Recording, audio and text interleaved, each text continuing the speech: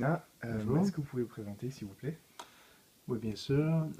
Je suis professeur de l'Université de Sherbrooke, intervenant ici à l'Université de Montpellier depuis plusieurs années pour des masters en commerce international et je présente généralement un séminaire de droit comparé. Euh, Moi-même, j'ai une formation comme juriste au Canada, euh, une formation en France et à l'Université d'Aix en théorie juridique. Et j'ai fait mon doctorat en co-tutelle entre la France et le Canada sur des questions de droit comparé. Donc, j'enseigne la matière ici à l'Université de Montpellier. Au Québec, j'enseigne les cours liés au droit des biens, donc en droit privé essentiellement, et des cours d'interprétation des lois et des séminaires de méthodologie de la recherche au deuxième siècle et troisième siècle. Merci beaucoup. Et est-ce que vous pouvez nous parler de quelques usages que vous connaissez en droit canadien, s'il vous Oui. Euh, J'en connais quelques-uns dont certains m'apparaissent contestables. Enfin, je focaliserai resterai plutôt sur ceux-là.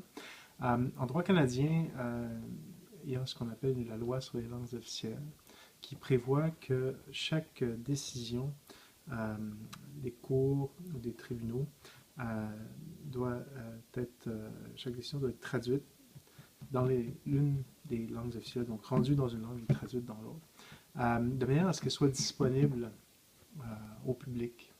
Euh, et l'esprit de la loi consiste à donner l'opportunité aux citoyens d'avoir accès aux droits dans les deux langues officielles.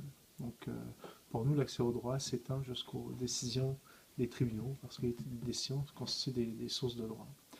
Euh, et depuis un certain temps, certains tribunaux ne traduisent pas systématiquement chacune des décisions rendues. Euh, Ils attendent en fait que les gens en fassent la demande.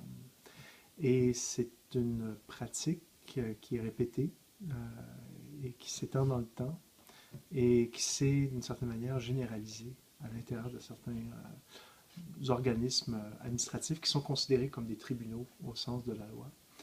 Et dans ce cas-là, ces usages-là, à mon avis, ne respectent pas l'esprit de la loi, ni l'interprétation que les tribunaux, que la Cour fédérale en a faite euh, dans les affaires récentes. Donc, il y a une espèce de, si on veut, d'usage qu'on trouve au sein d'organismes administratifs qui va à l'encontre, si on veut, de dispositions législatives qui sont considérées politiquement importantes au Canada. plaît? Merci beaucoup de votre intervention. Ça me fait plaisir.